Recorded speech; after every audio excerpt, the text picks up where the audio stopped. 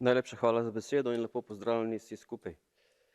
Teme in priporočila, ki so jih državljani v tem panelu naslovili, so zelo aktualne. Aktivna je bila tudi delovna skupina. Dotaknil pa bi se nekaterih priporočil oziroma tem z tega področja, ki jih seveda zelo podpiram. Zelo dober se mi zdi del, ki govori o ekološko pridelani hrani, lokalni oskrbi, kratkih oskrbnih verigah in podpori manjšim pridelovalcem hrane. Urbano kmetijstvo in zeleno načrtovanje imata večkraten učinek. Pridelamo živo in zdravo hrano, brez pesticidov, ne obremenjujemo okolja. Z embalažo preskrbovalna veriga je kratka, za transport in pridelavo ni ogljičnega odtisa. Mali pridelovalec je temelj samooskrbe v lokalni skupnosti.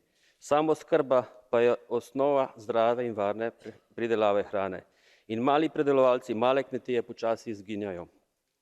Marsikatera trata ali zelenica se lahko spremeni v pridelovalni vrt, kjer človek spet dobi stik z naravo, kjer otroci vidijo, da je semena zraste rastlina, če se malo pošalim, pa lahko prihranimo tudi pri fitnesu in solariju.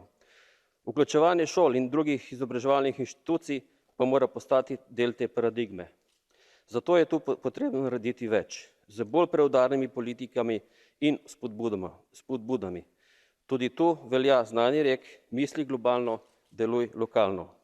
Tudi problematika odpadkov je danes vse večja in tu moramo zapirati osnovne kroge. Hvala.